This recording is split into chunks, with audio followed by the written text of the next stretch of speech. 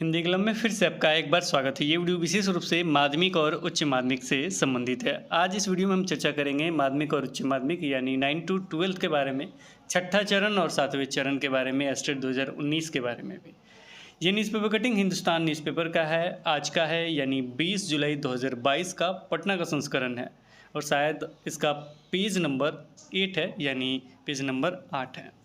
Heading क्या बनाया गया कि हेडिंग बनाया गया हाई स्कूल +2 को इस माह 32,000 शिक्षक मिलना मुमकिन नहीं, यानी 32,000 शिक्षकों की बहाली चल रही है और ये छठा चरण से संबंधित है जिसमें एस्टेट 2011 के जो ही आवेदन किए हैं। बहुत दिनों से लगभग 3 सालों से वो नियोजन पत्र का इंतज़ार कर रहे हैं लेकिन अभी तक उन्हें नहीं मिला है और ऐसा लग रहा था कि जुलाई के अंत तक 30 जुलाई को उन्हें नियुक्ति पत्र मिल जाएगा, लेकिन ऐसा संभव नहीं लग रहा है। और जो एस्टेट 2019 के अभ्यर्थी हैं जो लगातार 3 सालों से ये भी अभ्यर्थी इंतजार कर रहे हैं कि कब से ये शिक्षक बनेंगे, इसमें एक पेंच भी है और ये पेंच इन्हें भारी अब लग रहा पड़ रहा है।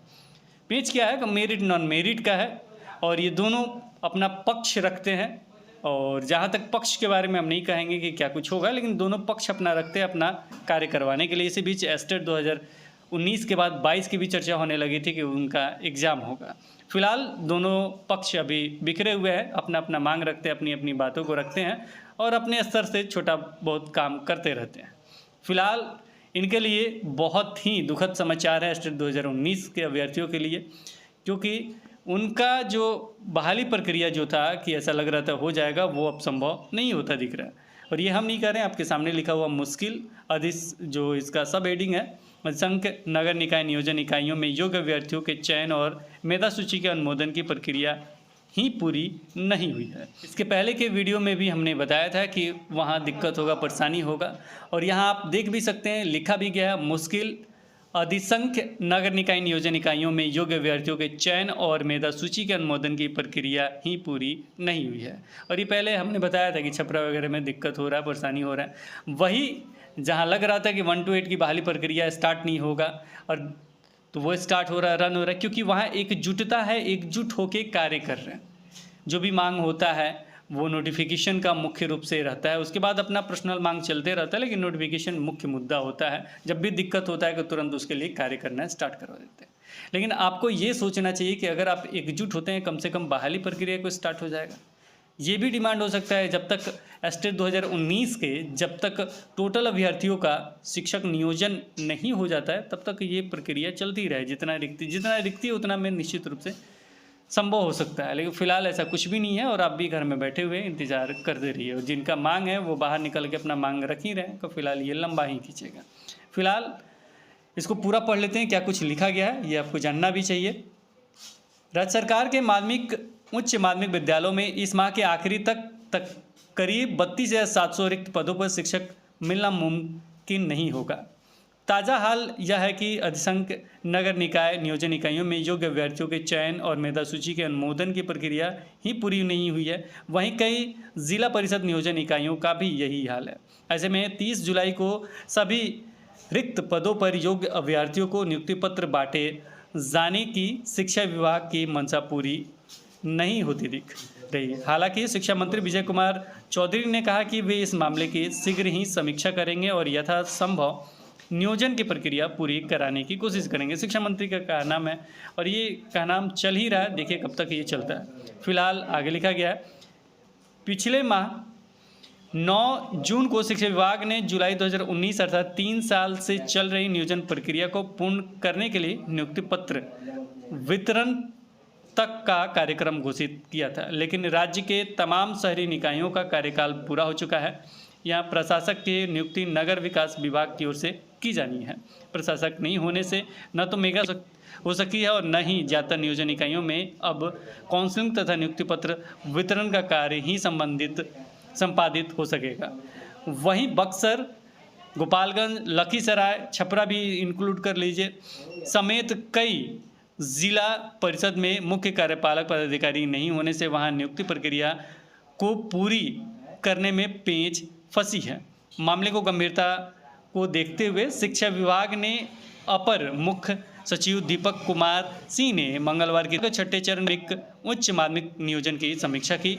इस दौरान माध्यमिक निदेशक मनोज कुमार प्राथमिक निदेशक रवि प्रकाश तथा माध्यमिक निदेशालय के 3 उप निदेशक मौजूद रहे हैं। चूँकि नियोजन इकाइयों में संबंधित पदाधिकारियों की पोस्टिंग नगर विकास एवं पंचायती राज विभाग से होनी है, इसलिए शिक्षा विभाग के पास इसके लिए इंतजार करने के सिवा और कोई विकल्प नहीं है। शिक्षा महकमे की ओर से इस बार दोनों विभागों को पत्र भी भेजा गया है। तो ये सारे मामले हैं, लेकिन अगर शिक्षा विभाग चाहे तो निश्चित रूप से हो सकता है, क्योंकि देखा जाए तो इसमें जो ये शिक्षक बहाली है स्टेट 2011 के जो अभ्यर्थी हैं उसमें बहुत ही कम साइंस और मैथ के शिक्षक अभ्यर्थी बचे हुए हैं। अगर उन्हें लगता है कि जो भी अपग्रेड स्कूल है उनका रिक्ति भी इसमें नहीं जोड़ा गया है, कि जो भी जहां 6 to 8 की पढ़ाई हो रही थी वहां 9th का पढ़ाई स्टार्ट हो रहा है, और प्रत्येक पंचायत में जहां माध्यमिक स्टार्ट हो रहा है उसे उच्च माध्यमिक में तब्दील किया गया है, तो वहां रिक्ति भी नहीं जोड़ा गया है। तो सरकार को देखना चाहिए कि इसे जल्द से जल्द कंप्लीट कराएं, चाहे जैसे भी जिस तरीके से भी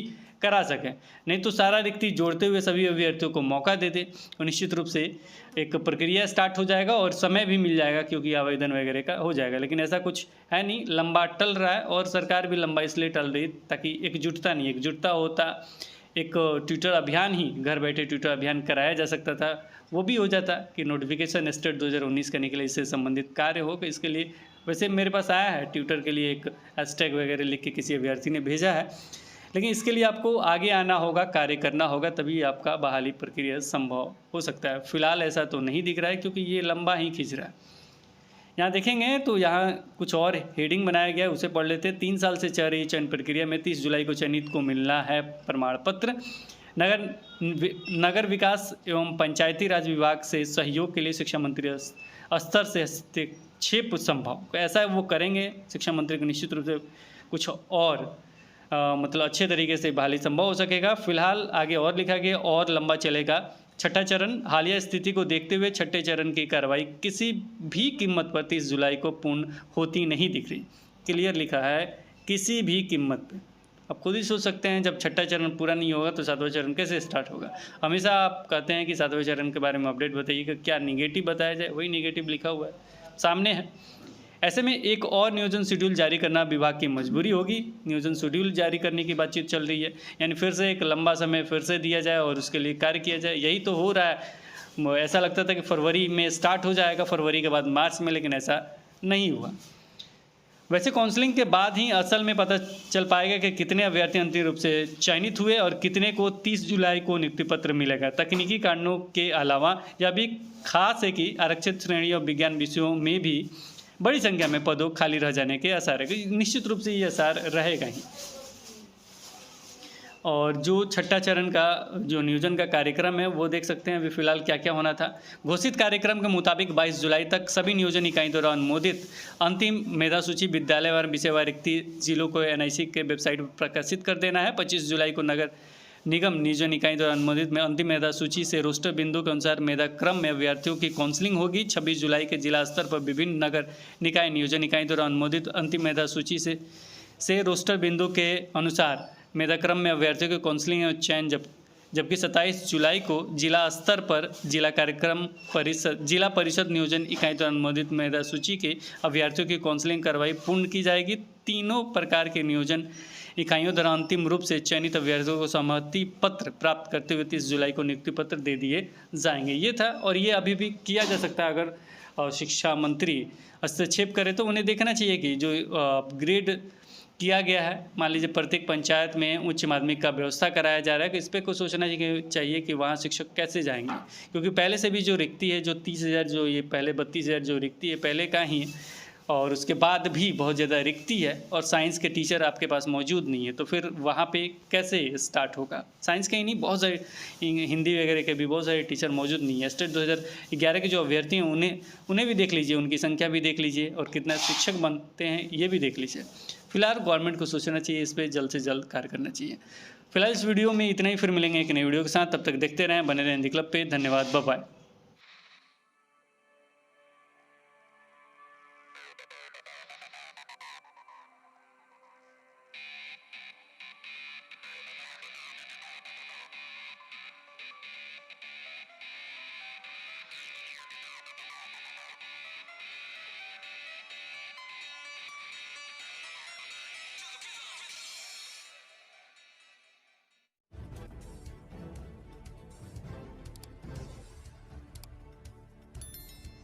सब्सक्राइब कीजिए हिंदी क्लब को, दबाइए इस बेल आइकॉन को ताकि हमारा वीडियो आपको मिले सबसे पहले। शेयर करें अपने दोस्तों के साथ ताकि वो भी इसका लाभ उठा सके। ये सब बिल्कुल फ्री है।